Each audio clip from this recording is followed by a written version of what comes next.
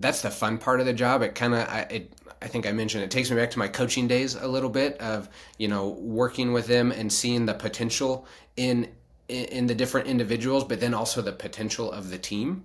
And it's kind of like my personal challenge. Okay, how can I get us to that next level? How can I get us to that next step of, hey, we're working together as a really strong unit.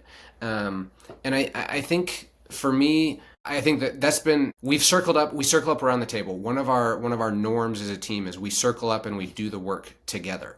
And I'm very intentional in my role. I don't sit at the head of the table. We have this, my office, I have this big conference room table, and I don't sit at the head of it because I don't want, even just without any words to it, but even just that visual of, oh, Mark's the head of the table. No, I'm just a member of the team.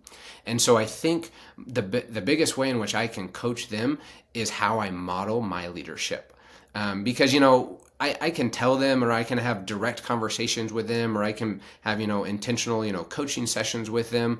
But I know when I think back about, well, why do I lead the way that I lead, and where did I learn? It was by watching leaders, both leaders that I respect, but also leaders who I didn't really respect a whole lot, and seeing those examples.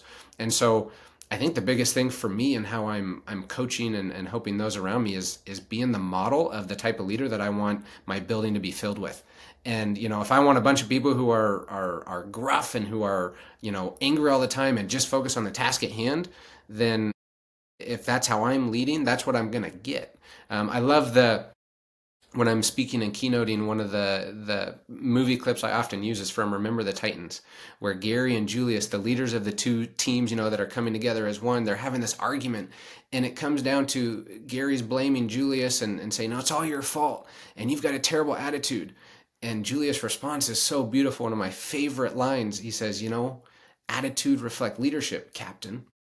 And so I try to remember every single day that the attitude with which I show up, the way in which I walk the halls, the way I show up in meetings, the way I pay attention or don't pay attention when I'm the one presenting, information at a meeting, the way that I ask questions, the way that I confront people when there's a problem that has to be dealt with, how I do everything is not just dealing with that situation, it's a constant model to those around me. And so I want to make sure I show up with the right attitude. And I think that's the biggest way in which I can coach the people around me to be the type of leaders that I know that they're capable of being and that our school needs. Absolutely. And I say it all the time that, if there's something that you want, you better model it.